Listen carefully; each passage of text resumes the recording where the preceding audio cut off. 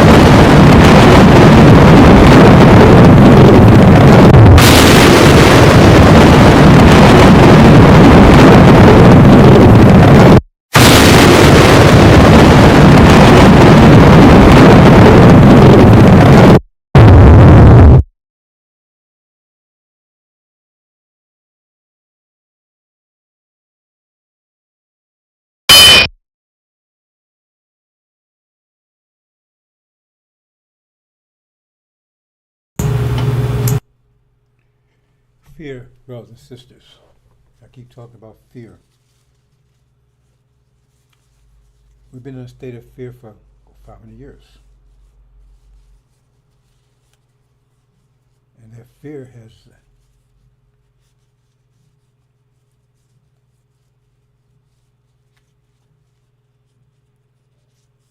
many faces to it. But it's been intense. But fear is as a result of loss of power. And we had lost all power. So we was in a state of fear, and the devils became the personification of that fear. Okay? And we had total fear of them, and that fear still lingers even now. Because of energy mismanagement, but it still lingers. In fact, it's very intense in some cases.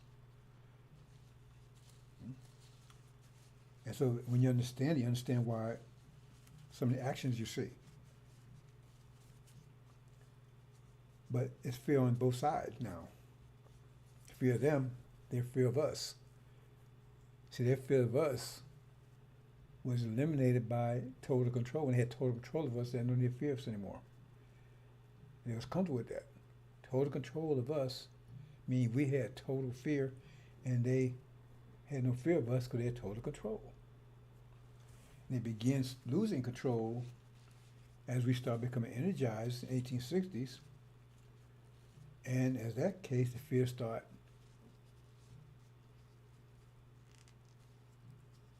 building in them, incubated, if you will, become incubated, it start growing. And our fear start diminishing because we start getting more and more control of ourselves, right?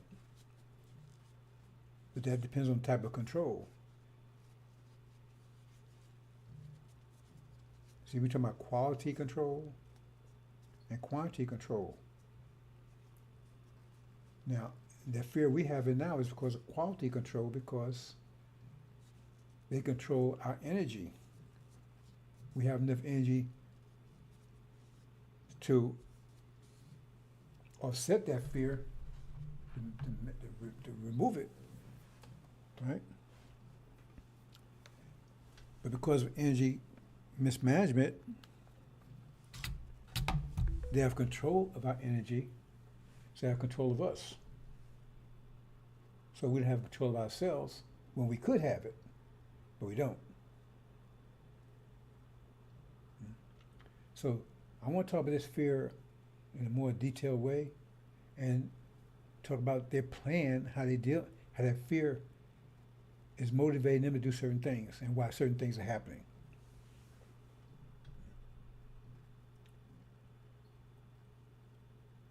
But fear is increasing. I mean, like I said, it's different. It has different faces to it. The face of it that we're experiencing. But the bottom line is they lost control. And America they lose control of us, so that fear is rising. And it says that it tells you they had that fear. I'm not speaking. I think I got a copy of that. And they said, well, when you have fear, no one wants to live in fear. No one wants to live in pain. The only thing you can think of is eliminating that fear. The only thing you can think of is eliminating the pain. So we're under intense fear, and we want to try to eliminate that fear. And some of us try alleviating that fear by, we're supposed to be in submission to the devils, and we were submission to Adam, right? But some of us are so weak, right? Betrayed. Oh man. They go overboard. Master, they doing this everything because hopefully a master, because that's their method of relieving the fear, by turning on their own people, coming to cancer. They was desperate to eliminate the fear. And somehow women, right, because of the emotional contact with things, they would tell our children, because they was afraid for our children. It wasn't a mean-spirited thing. It wasn't I understand it. They was trying to protect the children. They say, don't do it, do what Master tells you to do. So it worked two ways, because we were supposed to be in submission anyway, right? But they didn't know that knowledge was lost. And like I said, it came through a different way through this seal. I'm not going into that kind of detail. But the bottom line is, and they still do that today. Be careful. Don't do. Listen to Master. Obey Master, because they fear for their children. You see. So it was a whole matrix of fear, concentrated fear, and it's alive today. I'm gonna try to explain some of it, right? Because you won't really understand until you actually get out of it. Because you in pain, you feel. I mean, you understand the pain, but you might understand the cause of anything. But the only thing your focus is alleviating the pain. You don't care. Drugs with anything. So you get desperate. You go a drug addict, whatever. All you want to do is see that you're desperate, so you do all kinds of things, even things that's bad for you. Because the only thing you want to do is alleviate that pain. Alleviate that pain. See? And it's like, one way, I don't want to go into kind of details, but, a lot of our children, right? And like I said, because I know my nephews, they fell into that. Police round up a bunch of people. They don't care. You're black, right? So you must be guilty. And they say, look, and you ain't guilty of anything, right? They pull that crap on, try to pull that crap on me. Look, you confess this crime, and you confess to it, and you only do 2 years in jail, 3 years in jail. But if you don't confess and we take you to court, right, you're going to be 20 years in jail. So, he probably bad in math to begin with. 2 years to 20 years, they look at it like that. And they may have done nothing, but they look at that. Okay, I'll confess. That's the game they pull. And a lot of our children fall in that, because I know my nephews fell into that, my sister's sons. Right? And so then, they end up spending 2 years or a year and a half, whatever, and then they come out, and their whole life's all messed up and everything. See? Out of fear. They put that fear, 2 to 20, man. I say, whoa. Because they pull that crap on me. That's another story. They try to. See? So, like I said, it has many faces to it. And they're applying it right now. It says they would do it in secret, but that's what I'm trying. The words I'm talking about fear today is they said they would do it in secret where you wouldn't notice it, you wouldn't see it. I'm trying to show you, expose it to you, some of the faces of it. Because that's what's motivating them. Fear, it says that's what's motivating them is fear. So I'm telling you how the fear relates to us. All it relates to us, because false Israel over there, that's all because of us. Right? So the fear is increasing, right? Okay, it's out of order here, but let me go ahead and speak to this, right?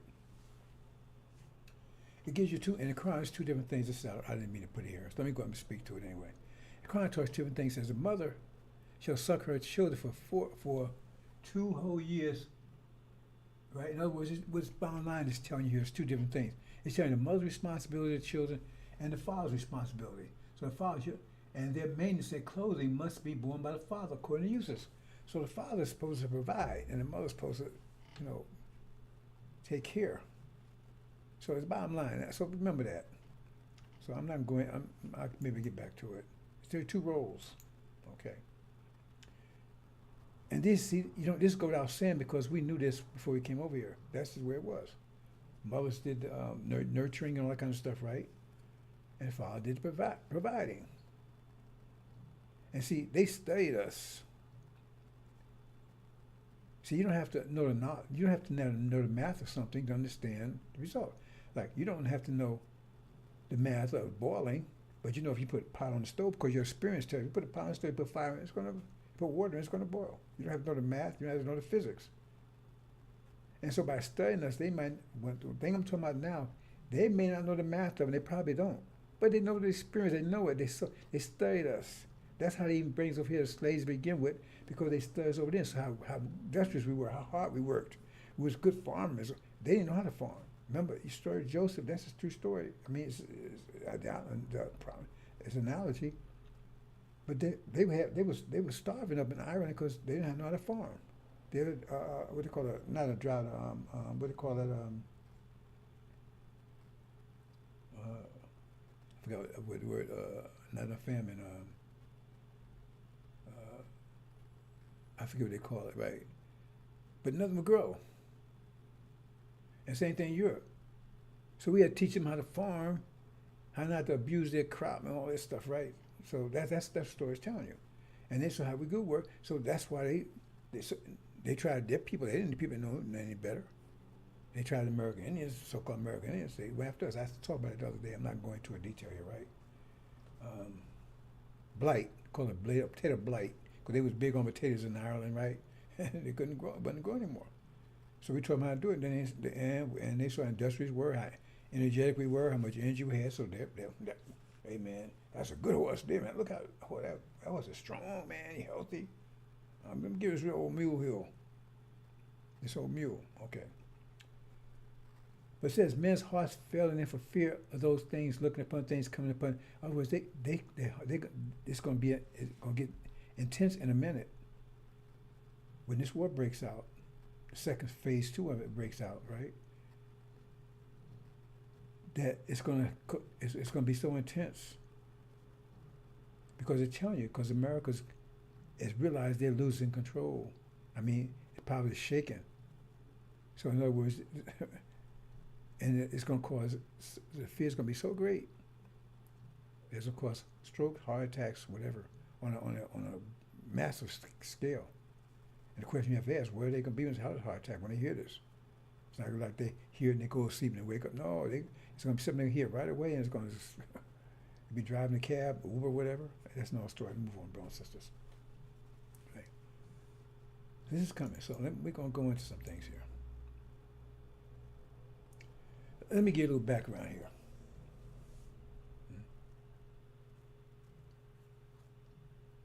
Now, Elijah Muhammad, his program was do for self. And he talked about welfare. He says welfare is going to go farewell. that was it was kind of farewell is going to go farewell. That was one of his articles in Muhammad Speak newspaper. He talked about that quite a bit, right? Things like that, right? But he said we need to do for self, and I'm gonna go into a lot of the science of that because there's a math behind that. But like for myself, see, my father, construction worker, he had no education at all. And that's a long story. But he always worked. He was a construction worker. He worked. My mother, she worked off and on. I don't know the detail. Like I said, she passed when I was 9 years old, and I never knew that she was working. But they told me she's there was like because during those days. Black women, they didn't work in corporate America. They was like maids for house. They go in and clean somebody's house and stuff. So my aunt and them told me that she did it off and on. I don't know. But she was always home when I was always home. She was always home when we was growing up. So I don't know if that's true or not. Because we was never in any daycare or anything like that. So she was doing that. But she was doing the weekends. So I don't know. I don't remember. But anyway, that's what they tell me. But, like I said, we didn't know daycare. She was always there when we was growing up. I always remember her being there. My father, he worked in construction work. That's what most black men had. Construction work, porters, something like that. They ain't working corporate America and all that stuff, right? And this is like in the 50s and 60s, right? So like I said, she passed when I was 9, and for the 5 years after that, he hurt his back, and he still worked. He'd use that jackhammer thing. He was a short man, but he was strong. And that, he couldn't hardly do it anymore, but he still worked. And he made me work. See, my mother, she was protected. She kept me away from all that. I didn't know that. I didn't really know my father was after she left. When she departed, and it was like, he was always in the background. I remember her arguing with him times, and my name came up. I was a kid. I remember she came at night, they were arguing about something, and I wouldn't have any idea what that was. I come to face him once. She moved. Ooh, that was 5 years. That was 5 years of hell. I love my father. I'm glad what he did. I didn't like the process. I'm glad he did it. But I didn't like the process, and I was afraid of that man. But I love my father, and I respect him. And if he was still alive, I would totally respect him. There's no way I would disrespect that man, right? His methods wasn't. He was an old Louisiana man. Right, and he was hardcore. Now, listen to all those long stories, a whole lot of background here. But he made me work. Because when I was around, that's nothing happened, right? But he, right away, had me out. I had to go shine. I used to walk downtown. I was living in Newark. Well, I used to walk downtown Newark. I guess it wasn't that far because I had walk, right? Everybody walked in those days. I walked downtown Newark on Saturdays and I shine shoes. I come back giving the money, right? Or got a little older, right? I had to take it, deliver groceries, go to A&P around the corner. We moved on Fairmont Avenue. I go to A&P groceries on the weekend, on Saturdays, right? And I knew the Mayweathers, like I said, Mayweather, I knew that family, so I knew it because they was in Philly and Newark, but I knew the family anyway, because they was the ones I knew was my age because they be out there too, and they was bullies too. Anyway, so I would do that, and then wow, that was Paperboy, right, and stuff like that. So I always go, and plus he had me working the car wash sometimes. Because when he got really bad, he couldn't hardly do the construction work anymore. He worked at a car wash, and so he'd take me up there on the weekends, and so he always made me work. So and so he built that into me. So when he passed, right, I had little jobs here and there, and I ended up dropping out of high school, and I got me a little job somewhere, whatever. But I always go to the library to study. I was always studying. And as soon as I got 17, I went to the military. Now I got a little sister. She's 1 year younger than me. Now he didn't make her work anything. Get there, right? She stayed home all the time. I don't know whatever he had to do, but she didn't need to work, right? And she had no mother to teach her how to be a woman. So that's a whole nother story altogether. But the bottom line is that when I went to the military, she was there, and my them they didn't care. We was staying with them. The only reason they was took care of us because they was getting that money from the state. They didn't give a damn about us whatsoever. They never did a damn thing for us, nothing else, right? Because they stopped working because they were getting that money. They got an apartment, and they stopped working. Her and her husband stopped working and everything because they were getting that money, and the money was going to them. But they had a place for us to stay and had some food. That was about it. They never bought us anything, did anything for us. They didn't give a damn. They didn't give a damn what we did. I'd go out and stay all night. They didn't say anything. I remember them. I'm 14, 15, 16 years old. Same thing with my sister. They didn't give a damn. As soon as I knew when I got 18, I knew that money wasn't going to come no more. I knew I was going. I tried to explain to my sister. She didn't want to hear it. I said, no, she 18. Threw her ass out. So she run this guy, Lawrence, and he's one of the guys that hung out on the corner, right? Now I'm in the military. When she turned 18, right? I'm in the military. I'm 19, right? So she runs this guy, and he runs this game down to it, right? Because at that time, and I'm back to this, right? So she don't know what to do. I said, me and my sister and we didn't know anything. My parents, my father passed, we didn't know anything. She didn't have no mother to teach her how to be a woman. All she knew was my father, and he was hardcore. So I don't know if she learned. I didn't learn anything from him, except to work. Right? He didn't have any education or anything, so not saying he couldn't taught me anything, but I don't know. I don't know what he knew, what he didn't know. But my teachers tell me he was a very smart man when he would come to school, right? They say, well, your father's very smart, so I don't know. Let me check my sound here. So you run this guy. Okay. So what it is, he gives her this wisdom, right? Give him welfare. Now she's got income. By the time I come home from the military, she got 3 babies. 3 already. And I was going about 4 years. 3 babies. And I think she was pregnant with another one. I'm saying, why you got all these babies? Oh, well, and I don't know if she told me, he said or whatever. Well, he told me the more babies I have, more money I get.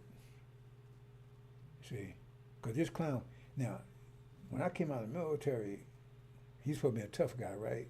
But he faded in the background. I never saw him. I know he was around, but he made sure he didn't run into me. And she had a whole bunch of babies by this guy.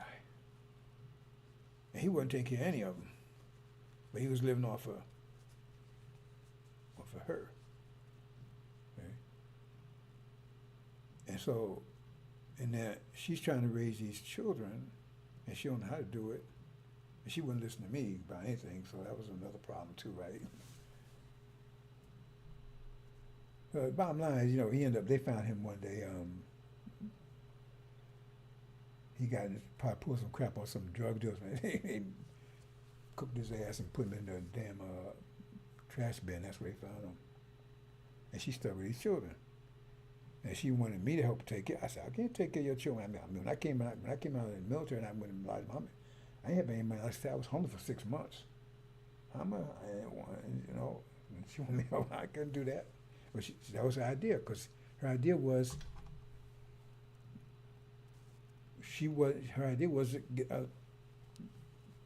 in other words, not do anything for herself, but other people do something for her. And so I'm a big brother. I'm supposed to, you know. So that's a long story. But that wasn't just her. That was the idea during that time. And a lot of sisters fell into that kind of idea. And these guys was pushing it, some of them. Depends on who the guys were, right? Now, where's this coming from? I said, no, always worked. Where's coming? Okay, now, this wasn't the case because there wasn't any wealth or anything when my mother was alive that I know about. Because my father was working, that stuff didn't exist. Because, you know, the man provided and it took care of the family or whatever, and I mean, they didn't make a lot of money, but, you know, we survived, right? And the men worked, they worked, you know, construction, whatever, I mean, they worked hard. You didn't work in the office anywhere. You weren't no. And then the civil rights movement came in. But see, I went in the military just before that started. So, and I said I was kind of blessed in a way. I don't know how you call that, because I was kind of militant type guy. I was confrontational, right? Confrontational. Like I always been. I don't take no bullshit from anybody, and like I was militant anyway. Like I said, I knew something about history because I used to go to the library and stuff. I knew a little bit more than most people, probably a lot more. Right, because they didn't go to the library, they didn't know anything about history, what happened. I started to understand about some of this stuff, right? Well, I mean, actually, that didn't happen until I got into the military, because by the time I had very little, I had probably just about as much knowledge of history as anybody else before I went to the military, because they didn't teach it, right? And I wasn't in school. I was still going to the library, but I knew that I was really studying science, right? And so I knew about genes and that kind of stuff, and I knew about that kind of stuff. Right. But anyway, so I went in 66, and that's before the riot stuff broke out. So I didn't know anything about Martin Luther King, Malcolm X, and Nation of Islam, any of that stuff. Like I said, my father did take me to, he was converted, but I didn't know about it. That's my whole story. So I missed all this. I'm over in Germany, and I was isolated. When I was in Germany, it was a place that isolated, was something NATO side isolated. So you was not only out of the country, but I'm in an isolated place where you don't know anything. It's like a mountain on top of a mountain. It's really way isolated. So I didn't know anything. I was over there about 2 years before I found out about something, because some brothers came over there. Black Power, God. I said, what the hell was that? It shocked me. I said, where did this come from? Because all the brothers that was there, they were scared of white folks. They were scared to death. And I was always in confrontation with those. I wouldn't take no shit from them. I was always fighting them all the time. I ain't taking no shit, because I remember when I got there, I'm going to take a little time here. When I first got there, I came to a place called Stuttgart. And I was laying on the bunk, right, because they transferred a place called Wild Flicking. It's wild. They call it wild. We call it, it's called Bill Flicking, but we call it Wild Flicking, because it was isolated, it was way out there. And I'm laying on the bunk, right? I'm in the room. You got a room. They got a bunch of bunks in there, right? And there wasn't anybody in there but just me. And then, because like I said, I was just a transit coming in, then I was be that night. Next thing I was going to move to Wild Flicking. I was on Stuttgart. And so I'm in here, and I fell asleep. And next thing I know, my bunk shook. And I looked, and there was this white guy standing there, right? His name was Bowers. I don't think I'll never forget this clown. And on the other side, on the other side of the room, there was a bunch of a couple of white boys over there, and they were sitting on the bunk over there, right? And so he's over there. He takes he's got like a hunting knife, and he's throwing it on the floor. You know, that hardwood floor. Boom. I'm looking, what the hell is that? I mean, he said, right in my bunk, right by next to me, right? Throwing it. And he said, I'm a Hell's Angel, and we don't like niggas around here. What the hell? And he got this big old knife, and they got his partners on the outside there, so I ain't saying nothing. Right? So then he left and went back over there. And I stayed there for a while, and I just fell back to sleep right and started, I bumped again, right? I woke up. Did you hear me? So I'm a hell's angel. You want niggas around here? Okay, I still ain't say nothing. I ain't stupid. He got a knife. Why is over there? Right? Well, and so I ain't saying anything. So so next day, right, got transferred. And he got transferred to the same place I got transferred to. And so did it called EM Club, right? So I went to EM Club's enlisted men's club, right? I went there, and he was up in there. And when I came out, I waited for him. He came out, I locked in on him. Boop, boop, boop, boop, bam! I knocked his ass out. Right? Yeah. I had no problem with him no more. Yeah. So, and so that was the nature of the way things there, right? And so, like I said, and all the black guys, nobody ever seen anything like that before. Nobody, and that that was my career over there. I was always, I ain't taking no shit and boom, right? And I ain't taking no shit from the Negroes either, because a lot of them came after me because they didn't like the idea I was beating up the white boys. That's another story altogether. And I was 17 at the time, right? And my wife is really small. I was small in her. If you show my FY uniform, I tried to get into it. I can't get that thing down. I was really small. When I was 17, I was really small and thin. I wasn't skinny, right? But a lot smaller than I am now. And I was smaller than everybody else in the company. And I was the youngest one too, because I was 17, everybody else was 19, 20, right? So that was no thing. They tried to pick on me. I wasn't picked on.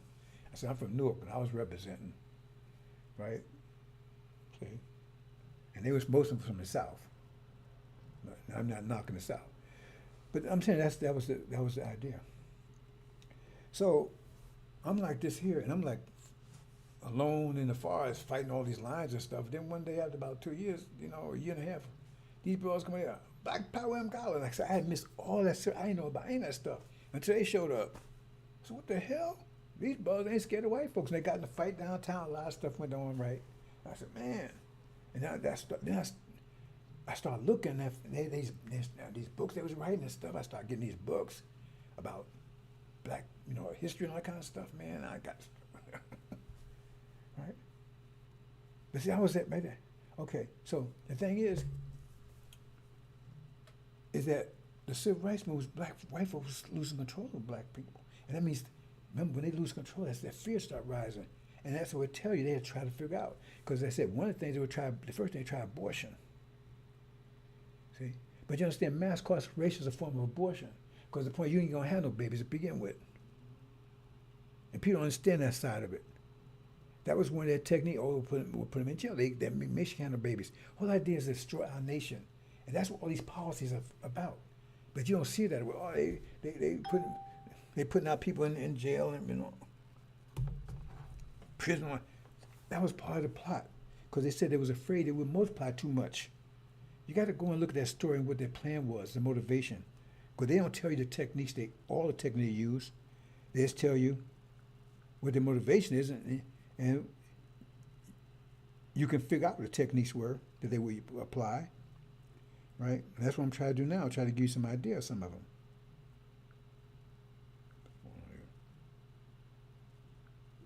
I'm trying to, okay, no, I'm good.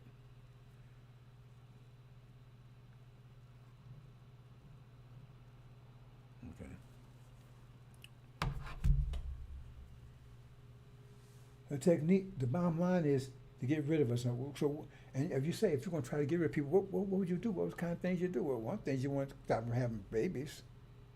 You want to produce them. You want to destroy the men. You're going to direct that to men. You want to get them because they're the ones proceed. Plus, they're the ones that you most fear, because if there's a war, they're the ones you're going to be fighting. So you want to destroy. That's why I said it.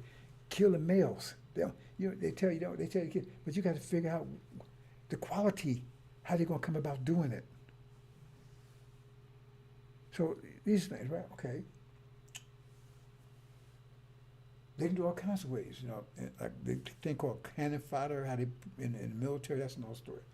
I don't know if I'm gonna deal with that too much. Anyway, the bottom line is that they eliminate us. So and remember, the motivation is fear. So they was lose control of us, so-called civil rights, because black folks, right? So their fear increased. That means the intensity of our destruction increased. So then they came up with these programs, right? Welfare, all that kind of stuff, right? Didn't have that before. Welfare, right? What's the three strike laws and incarceration, all this kind of stuff, all directed, right? Because first of all, they had abortion. See, in the 20s, they had the Planned Parenthood came out of the 20s with Margaret Singer. That was the first thing, because they lost control back in the 20s, Afrocentric and everything. So hey, let's board them. See, so some of the Africans sent away to Africa over to Liberia. That was the whole thing, Planned Parenthood, and they just said it. It was known. That's her plan. She says it. If black folks come up, you talking about a woman, she get married, you talking about Planned Parenthood. I said, just go and look at the person that set it up. She said the purpose of it was to stop you from breeding. See? Okay. So they come up with these, so they said that's the next stage, right? Incarceration. So what's the idea of this welfare thing? See, because that was primarily directed at, remember, every action has an opposite reaction. That was just like false Israel was directed at Elijah Muhammad saying, which true to Abraham, as direct self-help. See? Self-help. See? And the man stand up and taking control of his responsibilities. So welfare was directed to destroy that idea. Because first of all, you get the man out the house, because see, before that, like I said, with my father, I was influenced by my father. If I was influenced by my mother, I'd been a different person. But I was influenced by him, and so therefore he made me strong. I'm not saying put down a woman, but she cannot make a man. How can she? She don't know how to be a man. She's gonna raise him from a female's perspective of man, and that's gonna be soft because the females want us to be soft towards them. So she's gonna teach you to be a man like she think you should be towards her. So,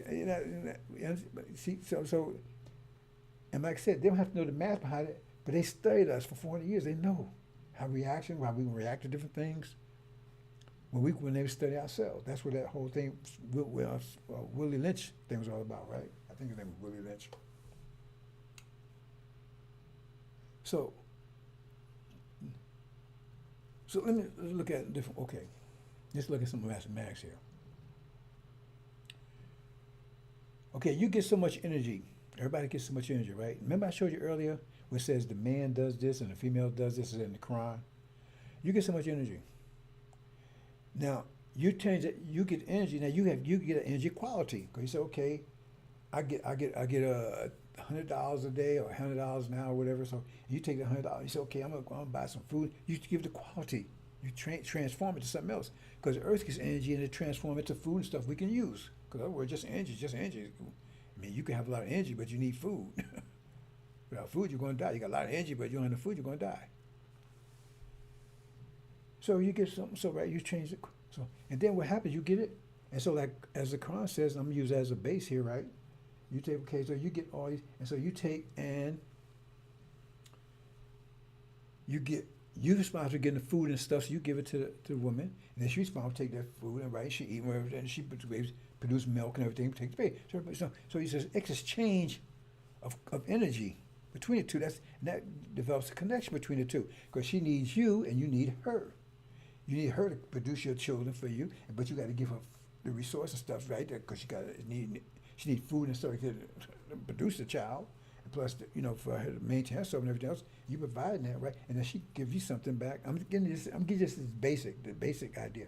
Yeah, she getting you a child back, right? And other things, right? So just because she gives you things you need, and you give her things because the quality you're sharing. You boost quality, right? So and so the thing is, since you giving quality and she giving quality, right? Okay, then the children are affected by that because they see the quality of the energy transforming back and forth. So that's they learn how to do that themselves. Because if the quality of energy is drugs, and they gonna think that's the way you should do things. So they say the quality, like I said, they learn. You can talk all you want to. They learn how to deal with the father, but how the mother deals with him. That's the problem I have with my mother too. Because that demon woman, she was terrible. And now my children act the same way to me that she was, and I'm not mad at them, but I understand because that's the way they learn how to deal with me, the way she was. And that's the way they do with me now. Now, I'm not going to tolerate it, but the point is I understand it, but I'm still not going to tolerate it. And so, and they're going to learn how to deal with the mother by how the father deals with them. So if the father respects the woman and everything else, right, then they're going to see that, and they're going to, that's how you learn. How you think they learn language? They think it's, you're born in an English house, and all of a sudden they start speaking Spanish. They learn to speak English because it's how you speak it, and if you speak it badly, they're going to speak it badly. I mean, it's a pretty simple concept. So that's how they learn. So you can talk all the crap you want to. They learn how to interaction. Oh, that's how I should deal with dads, right? And then you see that back and forth. And so we had that in Africa before we came here, and they broke that cycle. You see, in slavery, because the child and they say, okay, that's what the thing came. Well, I'm not going to go into that detail, but they say, okay, I don't have to respect daddy because hey, master's. He's the one I got to respect because master's the one telling everybody what to do. You see, because they learn it from that interaction, right? So Master Muhammad came and gave us the proper interaction, and Elijah Muhammad, right? He started building that cycle, and they saw the danger in it. That's why I put false sisters up there. So they said, hey, we got to kill that cycle. So how do you do it? Okay. Welfare. So now the man's not providing. Where they getting that? Where they getting the quality from? Getting from the devils. They getting from Papa.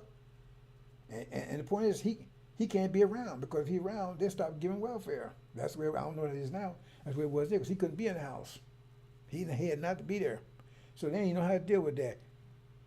Now daughters, they learn how to deal with mama, but they learn from that point of view. But nobody learns how to deal with dad because he ain't around. That's why you see all these movies. Oh man, my father was a Rolling Stone, and my father he ain't never around, and my mother's single. That's right. They're still pushing that in the movies. Because somehow the fathers he wouldn't take care of business. They still put that crap in the movies. You watch the movies, and the guy always say, "Yeah, my father went around and all this." See, because still pushing that around, the idea. Mother raised me, all that kind of stuff.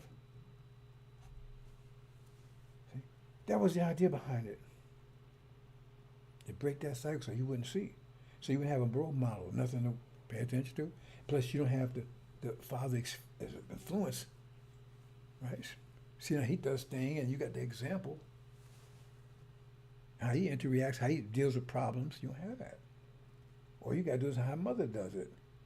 And how is she doing it? She's doing how the devil want to do it because he's the one giving the quality, so she got to respond to where he wants to. They want things. So who's the daddy there? Master's the devil. He's still the daddy. He's still the daddy. You see? And he's still the daddy. He's also the husband. Because she got to get what she needs from him. And the real daddy, all he does, he comes around and make babies and you disappear. He ain't about nothing. Now, that would mean he's like that. It means that's the way it has to be. If she's in that situation, he ain't working anywhere. But then that's still on him, ain't it? Because why is she on welfare? Why is she on it? Now, my wife, right? When I met her, she was working. And when she got pregnant, but I never told her she had to work, and I never took her money. I said, well, I don't think it's a good idea to have kids going to nursery and that kind of stuff, right? So So we told, and then she started working. I said, I can't handle all this, you know. I mean, I ain't take her money, but she was, well, I never asked, she ain't contributed down, I ain't asked her for anything. I said, it's your money, you keep it.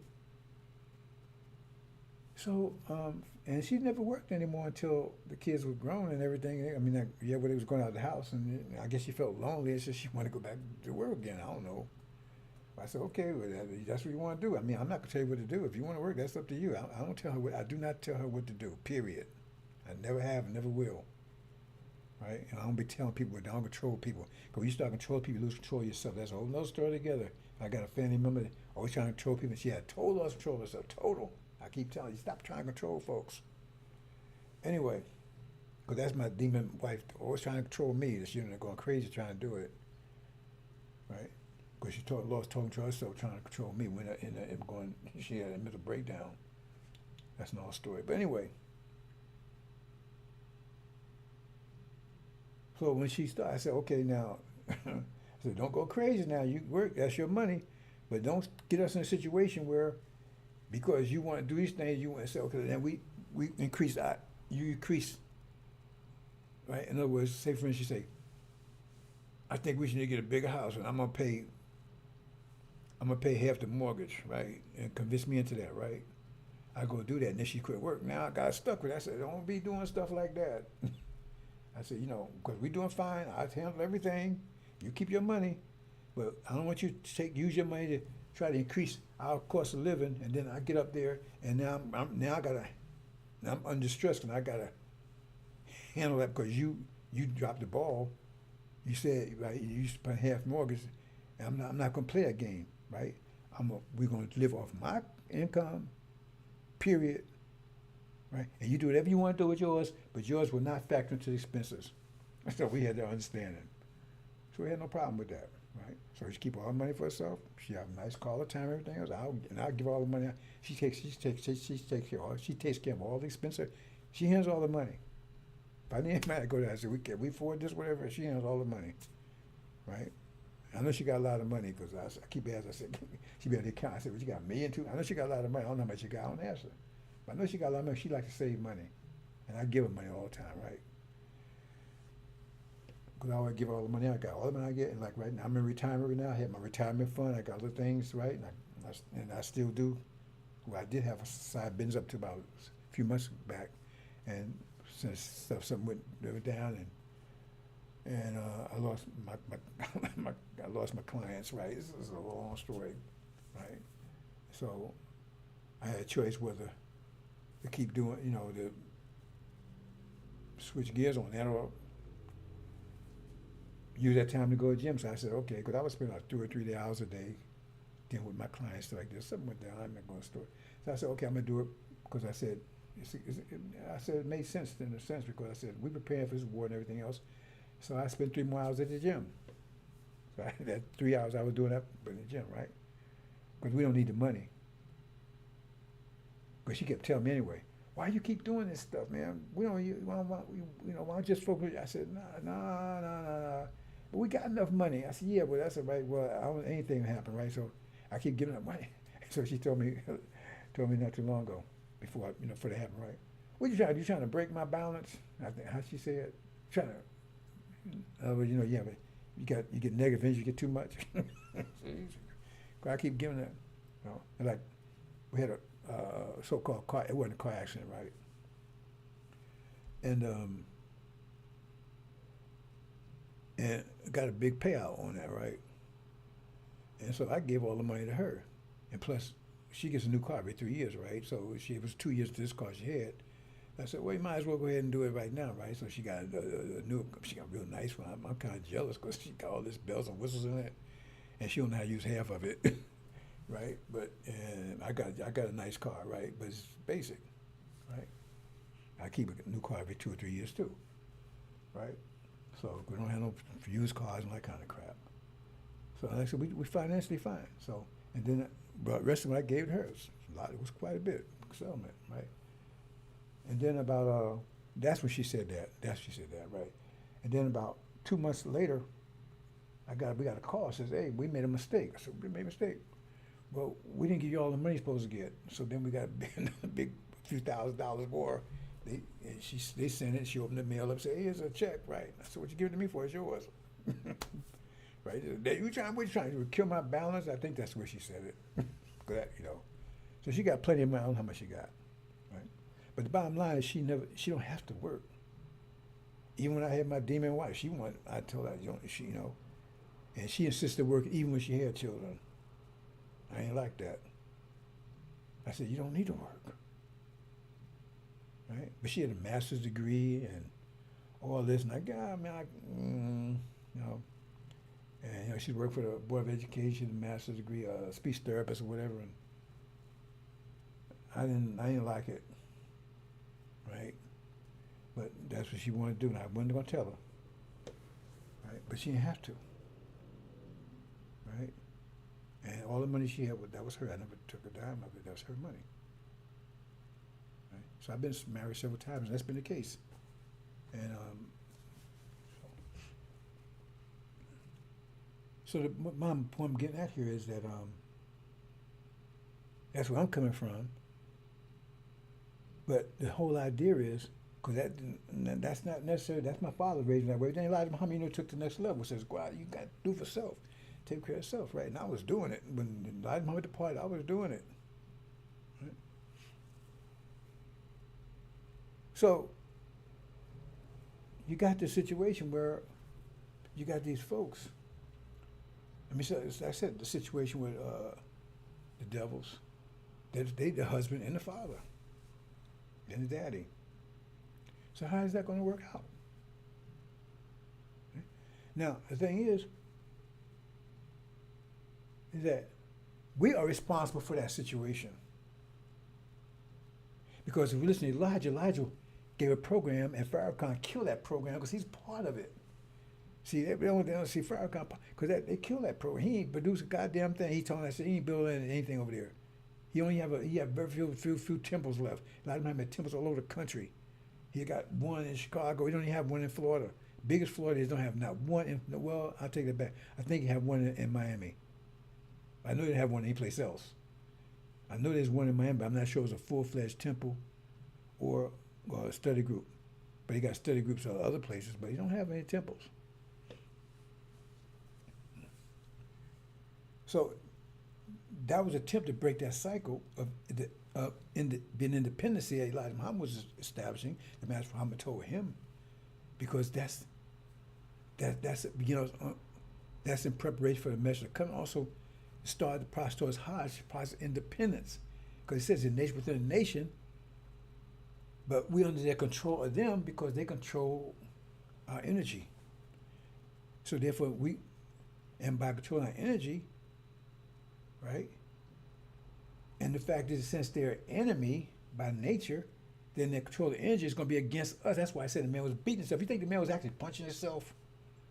And Mark was punching? No, he's beating himself, not knowingly. Right? But you got to understand the quality of it. So the thing is that,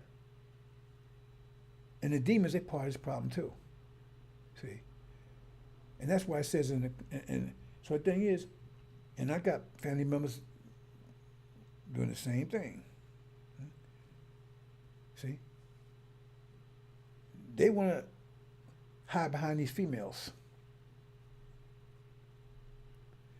Because that cycle only works if they don't get out their ass and go take care of business. That's the only way it works. And that's what they don't want you to do. That's what they don't want you to do. Because then you have control. That means that put fear in them. Because you take control, that's less control they have over you and your family. And they have control, they have control of your seed. And that's what they want control of. And it depends on you. Then they have control over you too, because they have control over your family, your wife, your everything. Because you don't stand up and take control of yourself, and you ain't providing for them. In fact, she's the husband because she's providing for you, because she takes the energy she getting from Massa and get food and stuff for you. What? See? And you just laying back just making babies. You ain't doing a goddamn thing. And then you by your nature, you want to control. Now you want to beat them up and everything else because, first you'd be doing it. What right you got to do it anyway? Because you ain't providing a damn thing. All you do is putting the sperm in there. That's about it. Putting it in their mouth and every place else. See? And that's the problem. See? That's the problem Elijah was addressing. See? And you got a lot of these people out there, and you see right now, a lot of it is because what? It's a vicious cycle. Because the child is growing up and doing it right now. They're product of the man in the 60s that this was designed to get. And they grew up and they saw that and they thought that's the way it's supposed to be. Well, mama, she's on welfare. Okay, well, I find me a girl on welfare. I could just hang out and make babies and I could just, you see what I'm saying? The vicious cycle. And you don't think it's nothing, but that's a program designed to destroy our nation. And they get the sisters on board with that because, first of all, it's a vicious cycle. Because now you done got her pregnant, and she ain't got no place to go because you ain't providing for her, so she got to run to the white man.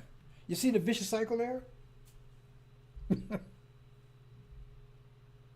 That loop. And how you break that loop, you got to take care of business. The loop is broke. Because I never had that problem. That loop is broke. And that's what they don't want you to do that. They want to break that loop because that loop leads to your destruction. Because look at these guys out here now. They're working around braids, got rings in their ear. Where do you think they're getting that from? They ain't getting it from daddy. Unless daddy is like that. Have them punks, transgender and every damn thing else. Where are they getting it from? I saw a man like 40-some years old. Was a movie one time. I was taking my kid, I saw on the weekends I was always taking someplace. This guy coming in, even back, this was about 20 years ago, I guess. He's about 50 years old, man. He come in here, man. The guy's pants hanging down, all this stuff. And I guess it wasn't that popular then, but now. I said, man, 50 years old, man. Damn, And now you see it right now. These guys out here, they're 50 years old. They got their son with them. Son got braids. They got braids. Got the pants hanging down. Says. And you walk around the sunlight, what kind of example are you setting? You better not say anything because, you had to kick their ass because I ain't worried about them kicking my ass, not that punk. Now that one guy got my face one day, so go ahead, come on. I grabbed that braid, now I own you. You see the vicious cycle here, brothers and sisters? See, I talk about they're planning to come after us, and I'm trying to get you to see where the essence of the plan. They said, let's deal with them truly. So I just talk about it in general, now I'm talking about specifically, because I've been Vincent lately, right? So I need to talk this specifically, in detail. Because that's the bottom line right there. See, that's the next stage. Either in jail when you ain't making any babies, right? Or if you do make babies are made, they're corrupted. They're worthless.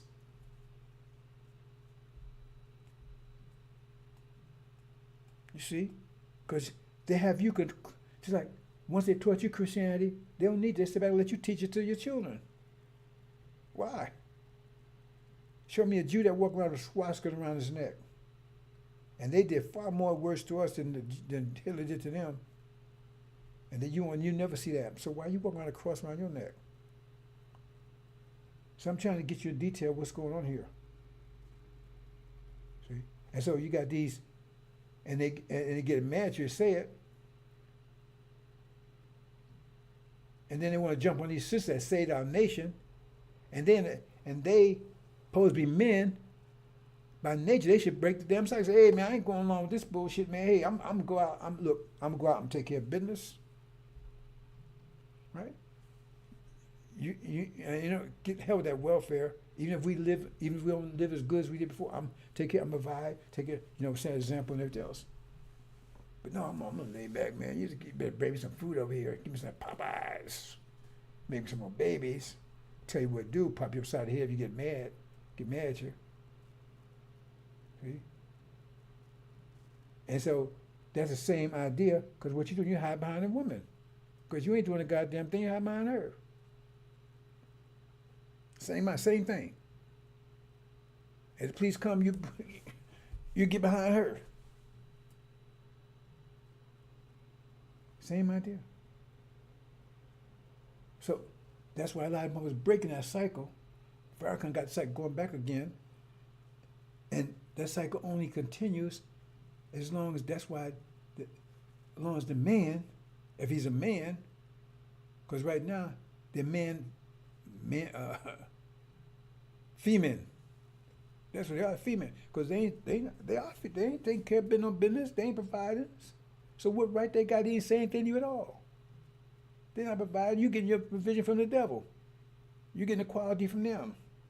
And then they want you to give you some of what you get from the devil. So no, see, that's what I'm saying. They want you to go in and kiss the devil's ass to get, and then they want you to give them some of what you got from kissing the devil's ass. Now, what kind of shit is that? That's what it is. How you gonna call? You call it any other kind of way?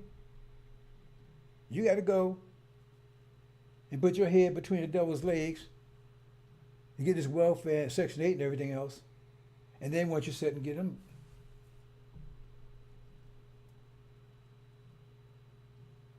feed them, take care of them, clothe them, put a roof over their head, because you're the one that's doing it. The female is the one that's doing it. But they ain't doing a goddamn thing. They're not doing it. You doing it. See? So ain't they hiding behind the woman? And then they want to control and tell her what to do and everything else. Pop us out of the head. See? And there's a big price for that. Because look, what's the mathematics of it? You taking energy. You ain't giving anything back. So you're building negative energy for yourself. So you're going to start making the wrong moves, thinking the wrong thoughts, because that's how negative energy shows up. You're going to destroy yourself. Because you ain't producing anything. You ain't giving, because you're supposed to be giving to her the quality that she needs, and she gives you, to return back you the quality you need. That's it. But you ain't doing that. You taking from her that she's getting from Massa, and Massa could turn the quality of this whole situation. Because he's saying, well, you can only buy food stamps, you're going to buy this, you're going to buy that, whatever. So he determined the quality of what you get. You're going to live in this place. See what I'm saying? You're going to do this. So he could turn the quality of the energy that she gets, and then you sitting around taking from her, and you ain't producing a damn thing, but she got to take care of you, and she got to feed you and clothe you and for you. God damn.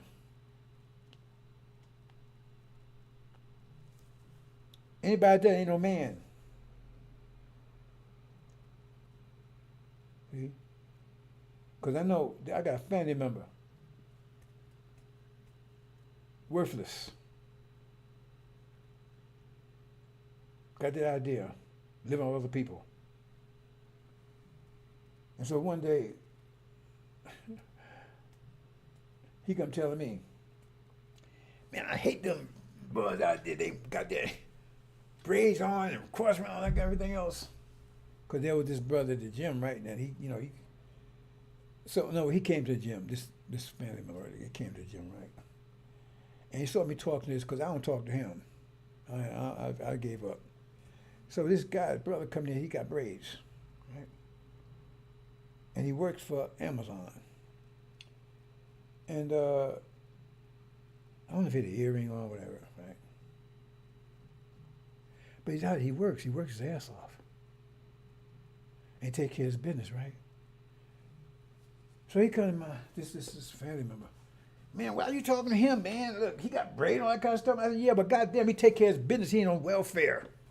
He ain't living off anybody. That's a whole lot more than you doing. You see what I'm saying? And I'm not making it up. That's the way it went down. So, yeah, he got braids. But he take care of business. He take care of business. Okay, that's more important. I'd rather you had braids on and take care of your family and everything. You're sitting around here, and maybe you might have an FY uniform on, and you're sitting around here because they like that. They like that. Because one of my daughters was married to one of those clowns over there like that, and he wasn't doing this damn thing. He was like laying off of her. He wasn't doing anything. He was laying off of her, living around here. She wasn't on welfare, but she was working, right? Because she went after follow her mama. She got a master's degree in the same all that kind of stuff, right? And she just clown. He wasn't doing anything, and they finally gave her a baby and all this kind of stuff. And then he's history. He's gone. Okay? That is see this is a vicious cycle here. So now look at our sons, how they walk around. You never seen this 30, 40 years ago. Walking around with braids and everything else and all this stuff. They fist bumping the devil. They don't know anything. They ain't producing anything.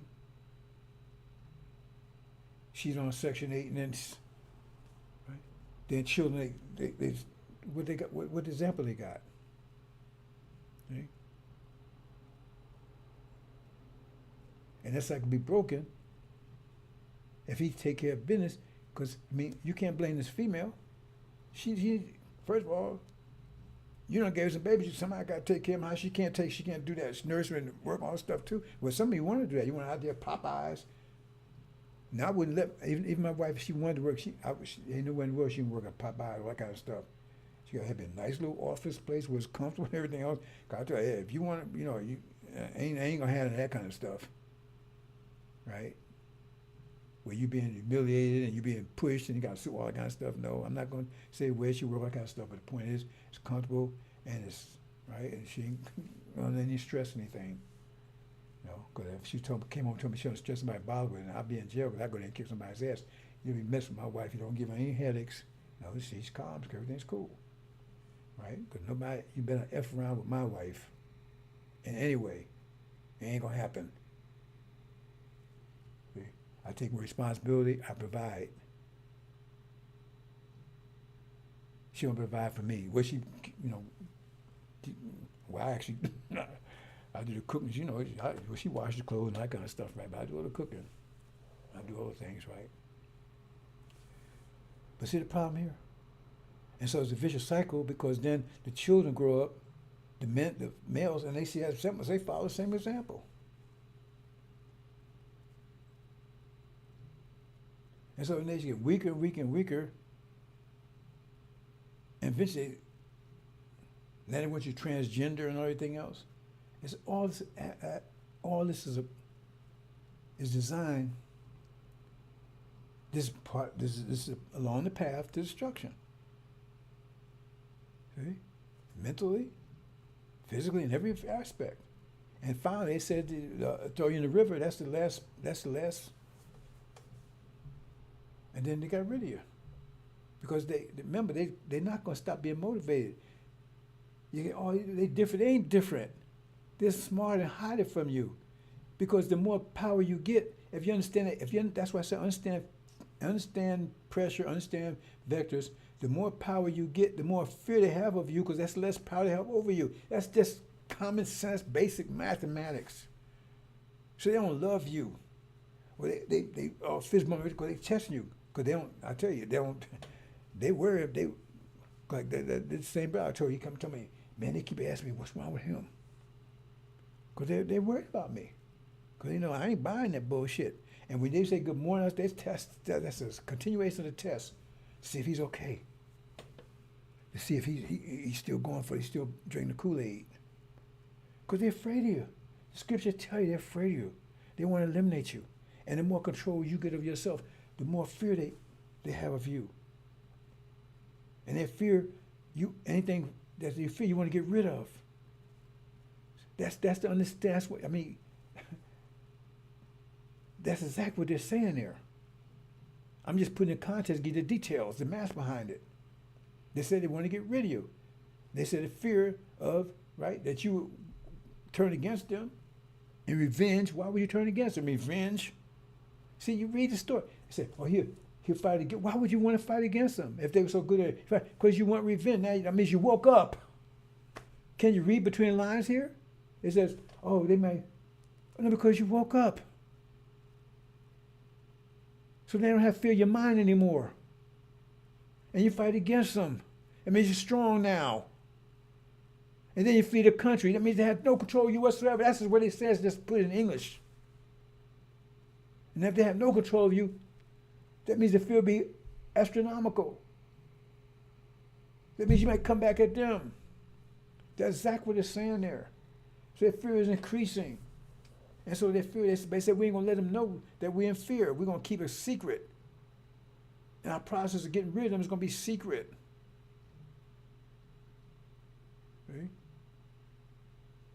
And so the thing is that you got these weak, see, the point is, that's Elijah's job, is to come and start on that process, right? And Mr. Covenant to complete the process. That's what it says. So anybody that's against that process is the enemy. And those clowns that hear that and still continue to do it, that means they're enemy. They're resistant. Because you heard this message and you still out there not taking care of business, laying up there getting your getting somebody feeding you and living off of Section 8 and welfare, all that kind of stuff.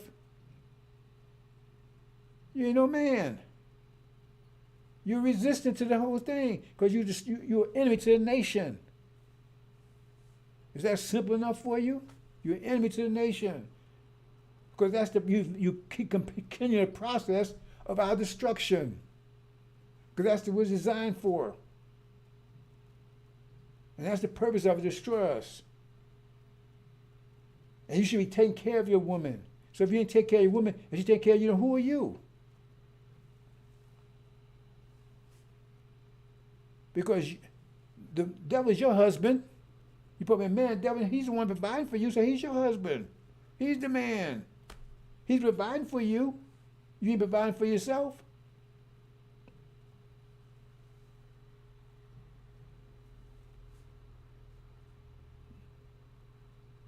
And you ain't taking care of the woman, so there what choice she got? You got these babies, you got to take care of yourself, right? And some of you so bad, wow, we ain't getting enough from the devil. You be out there popping. Now you got a baby, you on welfare, and then you still got to go out and work at Popeyes. God damn. And that's not sick. Then you got something to say to somebody call you out. Then walk around your pants hanging down, braids and everything else. Then got your feet up on looking at NFL. They're sitting around there, okay, Matt, we need to go and do whatever Master wants you to do. Got your head between Master's legs, get whatever so you can get some more money and take care of. Come on. See, that's how sick this shit is. And it's coming to a screeching halt. See? Because Master ain't going to have no welfare, nothing for you in a minute. Master, I'm just going to shut it all down. But some of you are going to have to answer for that. Because you heard it and you didn't. Because a lot of people in that situation, right? And we understand. Right? They haven't heard. The information was blocked and they didn't know it. So like I said, that's the whole thing about it. That's why you got to clean it up. Give their mind back. Because a lot of people in that situation, but if you heard it and you blocking it, like Ishmael and those guys are doing, then you're going to pay the price for that. Like I say, people in Sodom seen a great light. It means they didn't see it before that. Somebody was blocking that light. So people sitting dark seeing a great light. It means somebody was blocking it. Because this is simple. This is the devil's program. Now how can you justify that? Tell me how can you justify that? Well, I'm crippled, I can't work. But you make babies though.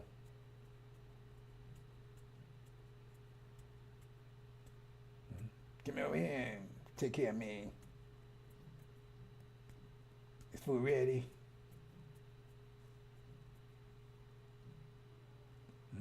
And that's by design. And it's a vicious cycle. See? And then the woman don't have respect for you, but then you get married, she don't have respect for you. Why she have respect for you? You ain't producing a goddamn thing. Why she have respect for you? Because you got balls? Then you get mad because that strength side of you come through. Man, you should respect me. Why? Why should she?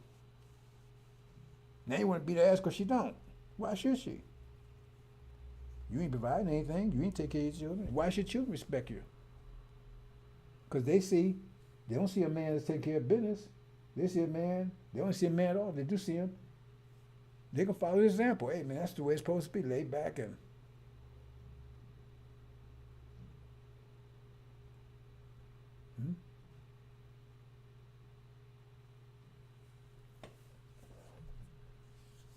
Watch NFL, get your braids,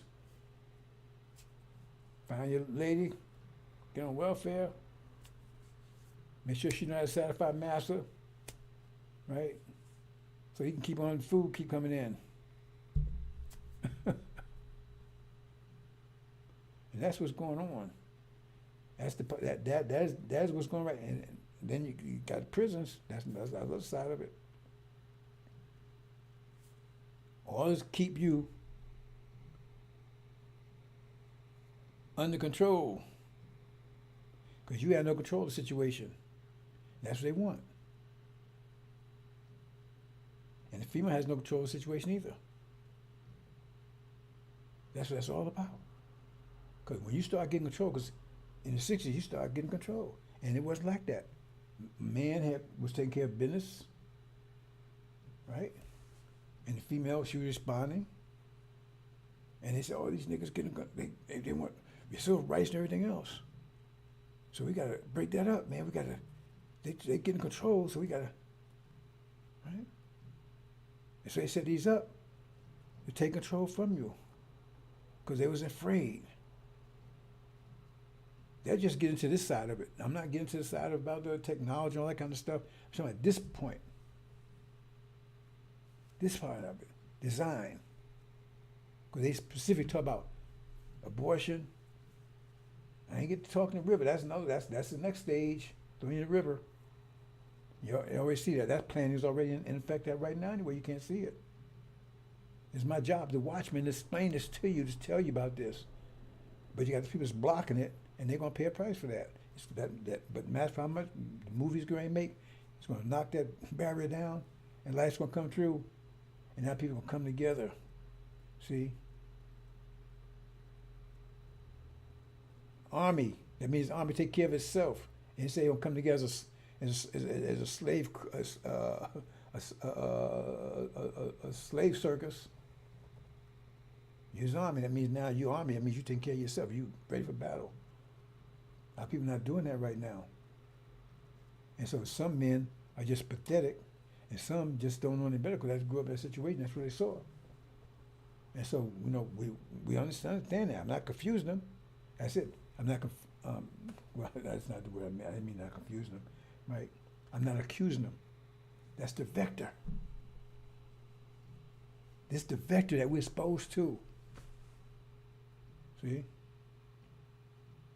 My sister, she has no control of herself. She's in a nurse's home right now. She just has no control. They control everything she does. I tried to get her out of there. She told me she don't want to come with me. Because I'm not going to put with that bullshit. She get over here and then I'm going to start getting on the path to getting control of herself. And she, I don't know, you're going to do this. Well, see, because she know I'm not. I always tell all her life, I said, you need to start taking care. I said, why don't you get a job? Do something, go out there and walk and go to exercise or something. Oh, man, now she has no control of herself whatsoever. None. And then her sons, they totally abandoned her. They don't even go and see her nothing. And I've been trying to get her out of there. But she has to say she has to say she wants to be with me. She has to say she won't leave me now. She won't say it. I said, okay. Let me say one other thing. I'm gonna close, brothers and sisters. I was staying in this one place a while back, right? Nice place. It wasn't nice. Once the nigga was moving, right? It was a nice complex, right? That thing got changed. And the bottom line is that they came and they gave out some of these things, stickers they put in the car, so you know that you're residence complex, right? At the same time, they gave my wife, because she was out, on the way out of town because she wanted to go visit some of her relatives. So she stopped by the office on the way out, right? They gave it to us. Okay, I'll take care of it. So but she, she was on the way, so she said, she'd tell me about it. So she's going, as soon as she got back, right? She was going about a week. She come back, she was going, give me the tags and everything, right?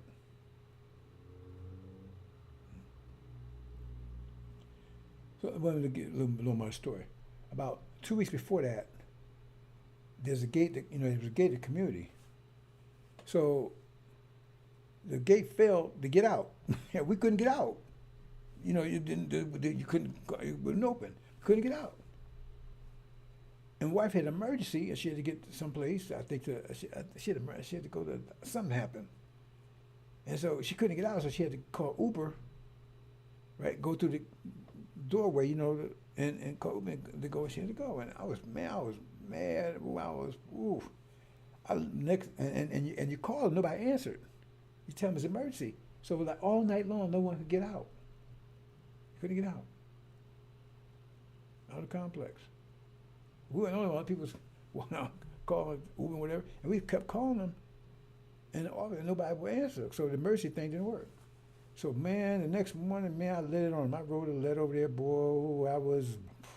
I knew the letter was on fire. I know it was on fire because I let it on them. So what I didn't know is that a sister took control of that, and I think my wife had mentioned it, but I'm not sure if that was registered right. But she was in charge. She had a Muslim name. But I didn't know her, and I didn't notice the name that much either, right? And when I wrote it, I saw the manager, top manager. I saw the name, and I thought, well, it must have been Arab or something. It didn't matter. I was mad. So I lit it on him. So I think I sent through email. And I talked to him, but well, you don't want to get my bad side. So they didn't like it, right? I told them I was going to put I did. I called Better Business Bureau, put a comment on them about it. They didn't like that either because you don't know, you may not realize this, but at least in some states, right, Better Business has authority. And so a lot of people check Better Business before they do anything. And I put down Better, and they got really mad about that because man, you be pointing to Better, because when the people go look, they look at Better Business, like, I don't know what they do, but they look and see that this place, some people do that. They check what people say about this particular place or whatever. They didn't like it. So keep that in the background. So the thing is, like, she went. So about a week and a half passed, right? And so we had a one-car garage at that time, right? I used to let her keep her car in the garage, and I kept mine right outside. It was like right. It was a couple of feet away, about a yard or two away, right? So when she came, right, I had left my car out because I leave it out all the time anyway, right? So it was sitting there all the time. So the car garage was empty because she's the one to use it. So she came back, right? For some reason, I don't know why she did it. She parked the car out on the side. I'm not sure why she did that or whatever, right? Maybe she thought, because maybe that's probably the reason, because somebody took the space I used to park my car, so I put another space. So she probably didn't see my car. She probably thought it was in the garage. That's probably what happened. Anyway, she parked it outside. So the next morning, I wake up, both cars are gone. Both are gone. See? Because they told both of them, because she hadn't put a sticker on it yet. They did it on purpose because they were getting revenge, because they waited till her car came back, so they get both of them. Because if they just got mine, remember, it's been a week and a half. They got mine, they really knew about it, they only got one car. They waited, both came, so they got both of them. Boy, you thought I was hot the first time? I'm getting ready to blow up. I'm going to cruise missile over there with an atomic bomb. Right? So this time I go over there. I don't send no letter. I go over there. And his sister opened the door. I'm thinking she's one of the residents, something right there. He said, what you want, Mr. Rahim? I said, who are you? And she told me the name that I heard it. Oh, you. She was the Muslim, with the Muslim name. Oh man, I felt so bad. I said, now, and I apologized to her. I said, sister, I'm sorry. I was really sorry. I almost came to tears. I mean, she saw I was emotional. Because I don't talk to sisters like that. I just don't. I don't care what they did. I was really upset. And she saw I was upset. She saw I was really upset, right? Because she saw it was real. It wasn't fake. I was really upset. I was mad about what they did. And I don't know, she was in charge, right? So I'm assuming that she the one that did it. But I was visibly upset because I said, I don't bullshit around. I love these sisters, and I don't want to disrespect them. And I have to go out my way to keep from doing anything, saying anything that might upset them. Because it says save our nation. And I'm not going mathematical on these sisters. And I was visibly shaken by that. I apologized. I said, I'm sorry. I didn't, I used to say sorry. I never used that word. I said, I apologize. I should have never sent that letter over there. I said, because I think I called them names and everything. I said, y'all, whoa. I ain't called them a B, but I would lay that on them. I said, I apologize, sister. I hope you forgive me, right? And I got emotional. I was really choked up because I felt really bad about it. Because I don't talk to sisters like that. I mean, I didn't know she was there. I didn't know it. And I saw it was her. But it had been an Arab sister that I don't give a damn. Right? I mean, like they're still our sisters, but they don't give a damn about us. I was visibly, so I'm not a hypocrite about it. And that was real. I'm standing for these sisters. I don't give a damn what, unless I say there's only a couple of things that's going to cause a problem for me. Right? But other than that, I'm going to bat for them. I give my life for them. And she finally moved on. I think to South Carolina. I think she moved up there. She got another whatever. And she stayed in contact with me on Facebook. Right? So, she knew I was real. I was sincere. Right? And so she stayed in contact with me. Right? So I supposed to know where she's at, and I get message from her now and then. Right? But that's what I'm saying. So what I'm trying to say here is, if you F around with these sisters, you F around with me. And if you're out here living off these sisters and all this kind of bullshit and getting a hard time, you effing with me. You're fucking with me. I'm just going to say it. Because I'm standing for these sisters. I'm putting my life up for these sisters. The only reason I'm doing this is because of the sisters. I told you that. If it wasn't for that, I'd probably just back off. Only reason I'm still sticking around. And they do a lot of stuff, and I look over it because I understand why they're doing it. Because first of all, they're trying to survive. And you're a monkey ass just getting babies and live off of them or beat them up and take their stuff, and you talk all this shit. And they're just trying to survive in this hell. And they catch them more than we are. And then then you give them children, and then they go emotional. Then you give them these demon children and all this. We supposed to be defending them, taking care. They ain't supposed. And 100 years ago, we had no choice. We do now. So if you're doing it right now, you got a problem with me. So you're part of the resistance because you're hurting these sisters. That's what the whole point of this is. They're fighting to survive. Some are prostitutes because they got children. They ain't got nobody to take care of them. Maybe they can't get on welfare. Maybe they ain't enough. So they not trying to prostitute just to take care of these children. You gave them your seed that you done walked away from. And now they got to go out there, oh man, all they can do, and he's like, man, she's a hoe. Really? I hope you get in front of my face and call one of them a hoe. I hope you do. I hope you do. I hope you do. So we need to end your shit right there. This is trying to survive. They caught the worst of it. See? And now they got to go to the devil and put their head put his legs to put food on your table for you. Yeah, okay, we'll see about that one. Then you're going to talk shit, Like we had one clown, well, one thing I said about he did take care of his business. But see, it was disrespectful. Now, I'm not going to retaliate that from anybody. Right? Because, first of all, if you deserve respect, then people disrespect you are fools, ignorant, and enemy. If you deserve respect. If you don't deserve respect, then why should anybody respect you? They do, right? So let's move on. I'm going to show a couple things. I'm going to close out, brothers and sisters. And everything you see everything this fool is doing is backfire. I told you. Everything he's doing is backfiring. He had to put all his tariffs in. Now he had to back off on that. I told you, nothing he does will work. And when people realize that, they're going to take him down. Nothing he do will work. I told you, his time is over. It says, if I will destroy the wisdom. That means, read the bottom line, it means nothing you do will work. Nothing. If you destroy it, he said going to break it or crumble it. I'm destroy it. It means everything you do will not work. It will not work. Destroy it. Will not work. Not even close to working.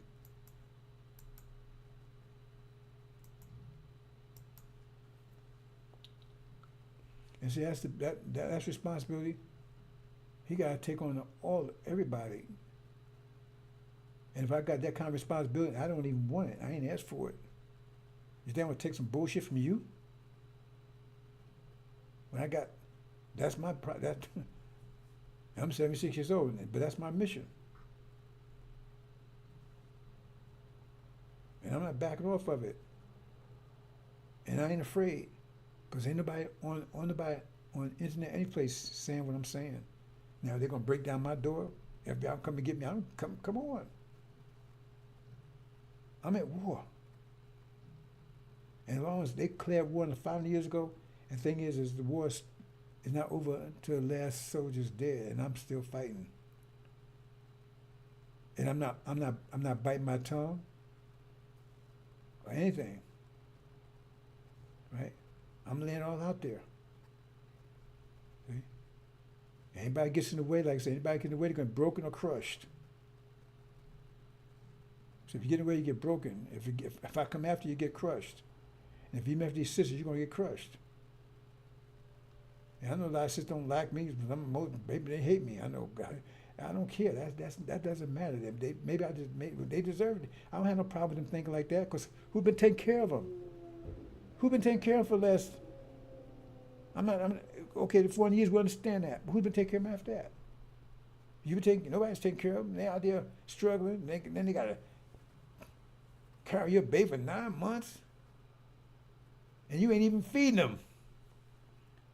They're your baby and you ain't even feeding them. They got to go and put their head between master's legs to feed your baby. And you ain't think that's sick? You can't get up off your ass and get out there and take care of your business and feed your own wife so she can feed your baby. And then you going to talk shit to me? Really? See?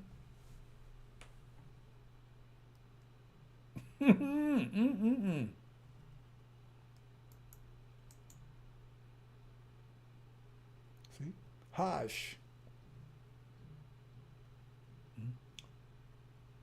Now, see, that's the purpose. My purpose is to get you to achieve Hajj on this level. When you get home, you've got Hajj on another level. That's why I had those 2 books, because that gets you Hajj on this level with your people. You understand? Unity. But you got to unify, but that's unity for this. But you got to unify with the whole ark when you get home. So this prepares you to get there. I keep telling you. That's why it's only the 2 books. Because that gets you to achieve Hajj on this level. Okay? And what's Hajj? Corporation. And then one point is somebody got, like I said, you look at a crystal, you get a seed. This first seed turns, and then it converts all the other to a crystal. That's how the crystal grows. So measure of covenant is the seed, right, for this Hajj. So therefore, if you respect that seed, that means you're an enemy to it, because that's by definition, right? You're against Hajj. You're against the nation. Because Hajj is to get you in sync.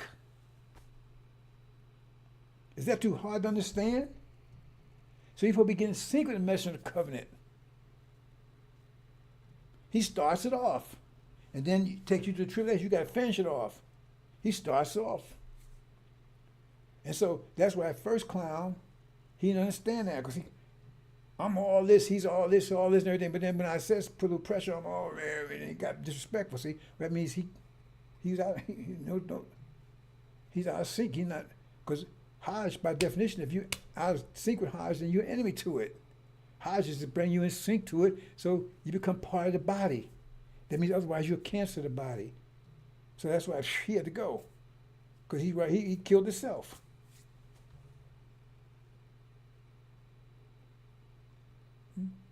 Because so that means, because that seed that starts it, if you disrespect for that seed, that means you're against the Hajj. So how you going to produce Hajj when you can't conform? Because the purpose seed is so the point is that because he puts pressure on you to get you to transform to that wavelength and everything, so you be part of the Hajj. So that's a Hajj. I told you how Hajj achieved, right? It's harmonic motion. It takes pressure, intense pressure.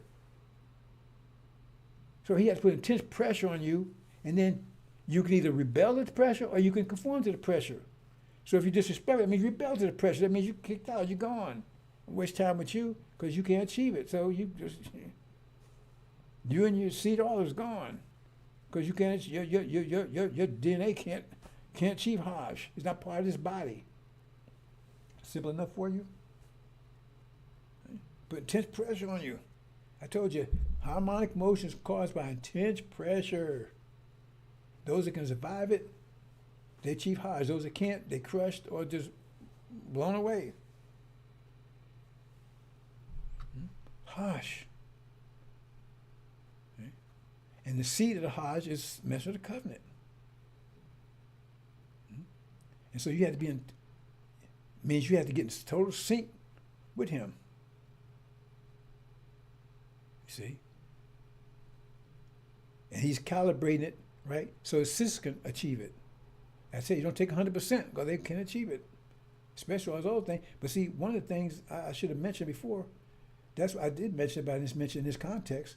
I said we, as a nation, one woman is the mother of all the children. So when they go to tribulation, she's not just responsible. She don't have to worry about the children that's with her. I gotta know, because all the women is going to take care of all the children. That's going to eliminate, minimize the pressure on her. Because otherwise she is focused on that. How can she? But if everybody looking at all the children, she's got to be 100%. That means she could never achieve Hajj. So now she had to worry about the children because everybody's looking out for them. That's one of the things that's one of the things that will help her, because she would have to achieve Hajj too. But now on the level of Hajj she has to achieve to get home. Not the full level of the angel mind. She can't do it. Not the tribulation.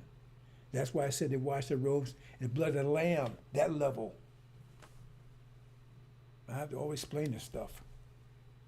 Okay? But there's no one that, and so I'm convinced that, right, the people that's going to do that, they're in the Nation of Islam.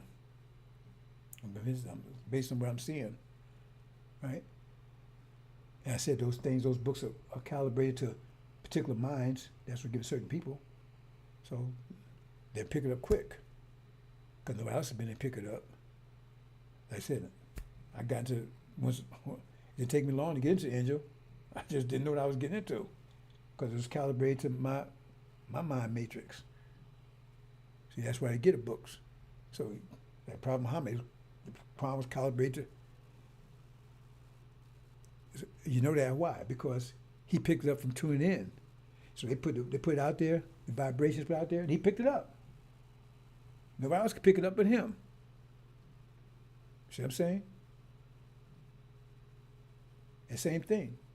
Nobody could pick up the angel, not only because it's on my wavelength, but also because it's two aspects of it, because of the pressure. See? Because for me building this wavelength, it takes a lot of pressure for me building this wavelength, and they put that away.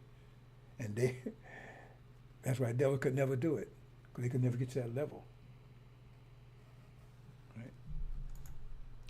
So I think I'm about to close out here, brothers and sisters. The plan, that's what I've been talking about, the plan. See, here it is. Let's start right there.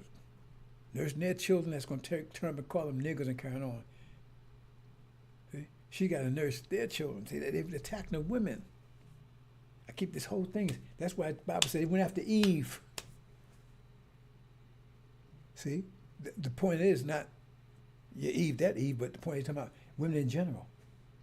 And that's what this whole thing about welfare and all kind of stuff. Get the women in charge. See? Have her run to massa. See? And throw you out. So and so then the children, man, they're gonna be deficient because they ain't got no man there. And you see them talking about Republicans come out, man, that's probably with black folks. They have a man in the house. Well, y'all fix it so that don't happen.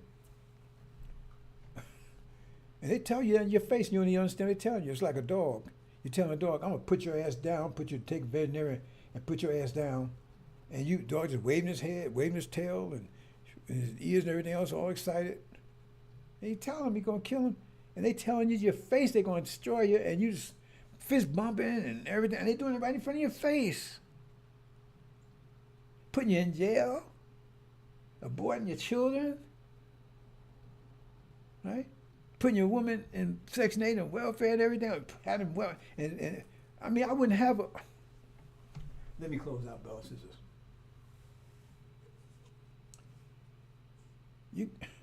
You a man, and you claim that's your woman, and she's out of Popeyes and Burger King flipping burgers and shit, and you come out, you a man?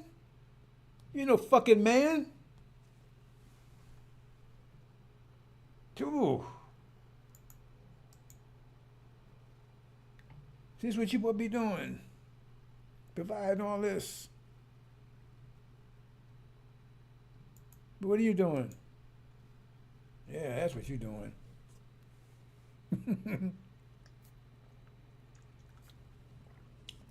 That's what you're doing.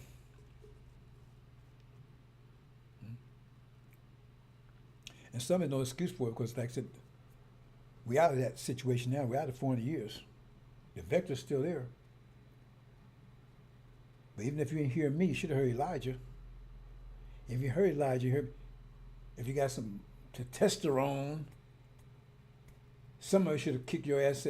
Like I said, I got it from my father before I even heard anything about Elijah. So there's some men out there that was taking care of men. You can see them out there right now. I mean, somebody even also Christians carrying on. They're just taking care of their family and stuff. Right? But then you got these other clowns, they ain't doing a damn thing. Some calling themselves Muslim. I mean, my name is Rahman. Got braids. Ain't taking care of business nowhere. I ain't gonna work for the white man. Then why she got to go and work for the white man? Why she got to go put her head between his legs? Why she got to do it? But I ain't working for the white man. It's all bullshit. We supposed to be protecting these women. They don't have to be in a Burger King and all that bullshit. You should be out there. Maybe you should be at Burger King working, telling, hey, baby, I got it. I got to work at Burger King. I work wherever but you stay home and you take care of family. You take care of them babies. If I work Burger King. I work whatever they want me to do. I'm gonna take care of you, right? I'll take care of it. And if we got to live in a trailer, we live in a damn trailer. I ain't asking adults for nothing. I ain't going to get no section. Oh, I don't want that crap. That's a man. And you believe me, once you start doing that, start controlling yourself, you start seeing things work out for you. I tell you, things keep working out for me all the time. Why she finally got used to it, because she said, we don't worry about a damn thing. Because we ain't rich, but we might as well be rich because we don't worry about anything. Nothing financially. She's covered. I said she don't have to work. I think she's at retirement age now. I think she have to do that. But she wants to do it, so that's what she wants to do. She want to get. I guess she will get away from me. Get out the house, away from me, boy. You know. But when she come home, the meal is cooked and everything for her. Even I'm fasting several days a week, but she come home, the meal is fixed. And I went out and I said if I would do something special, I made potato salad. I don't know how to make potato salad. Right? She knows how to do that stuff, right? But unless she like it, but I'm doing the cooking. She ain't had one in a while. I went online and said how to make a potato salad. And so I went and made a potato salad. And I was fasting that day, right? So I warned her, I said, I said, well, you know, I went out to the supermarket and bought this potato salad. I hope it's good. I didn't tell her I made it. And she said, yeah, you made it. I said, no, I didn't. I said, yeah, you made it. Right? I said, well, if you survive, don't blame me, right? I mean, if you don't survive, right? So she said, it's good. I said, okay, you mean I can buy some more? Will you stop there? I know you made it, right? So I guess I didn't find out until 2 days later when I ate something. It didn't taste too bad, right? And that's what, and I gotta set the example.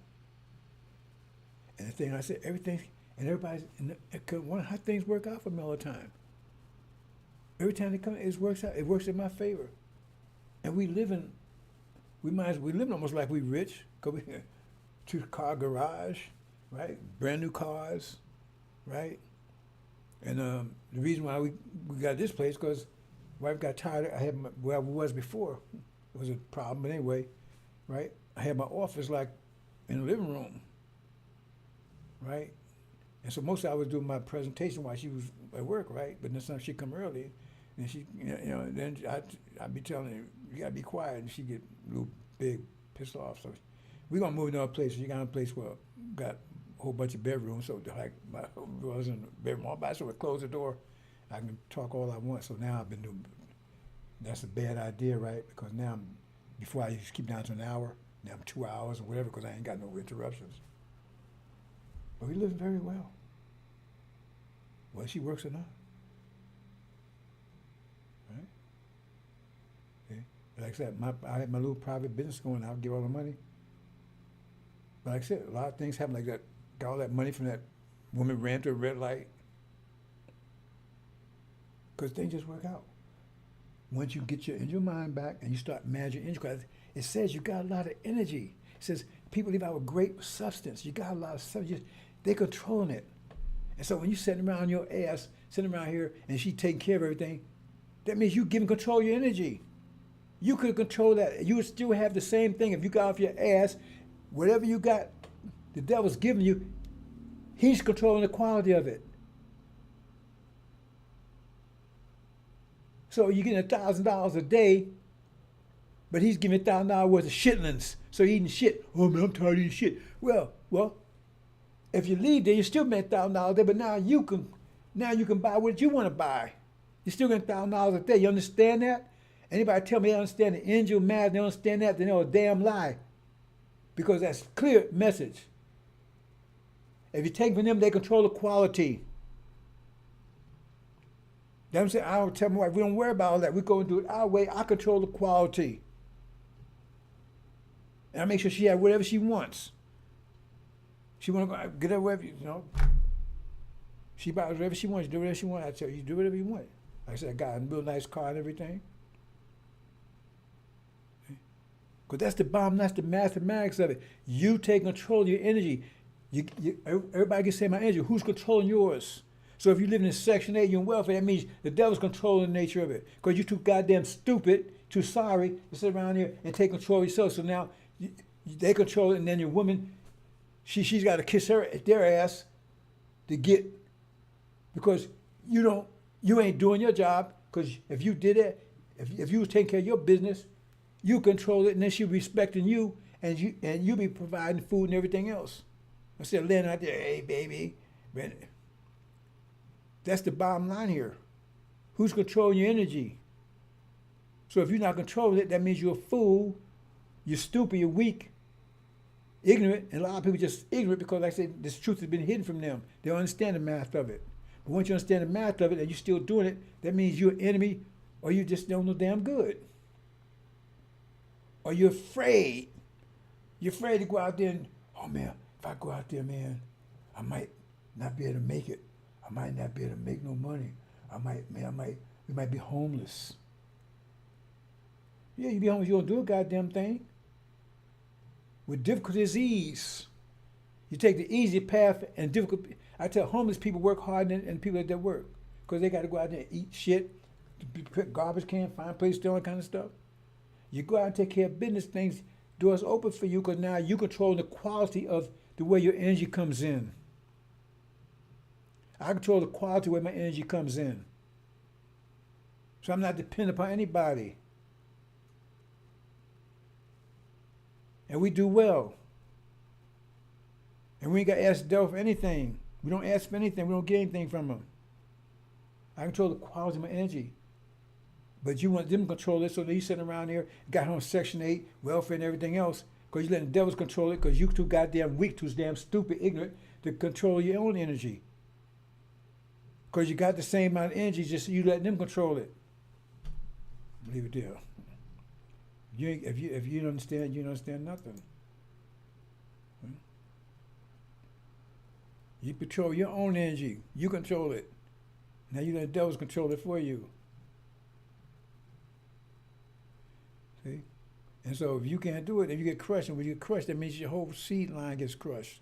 I hope you understand that. It says, fear them. It says they will come, but will leave you neither leave nor branch, root nor branch. It means totally wipe you out, total DNA. Here it says the same thing. If you're not even going to kill the body, but able to kill the soul, destroy your DNA. Because if you're that, we don't want you around. We don't want you, don't want your seed, none of that. We don't want to keep that going. Just eliminate it altogether like cancer. You don't say, oh, I'm going to leave some of cancer cells. You get all of it. All of it. I'm going to leave it there, brothers and sisters.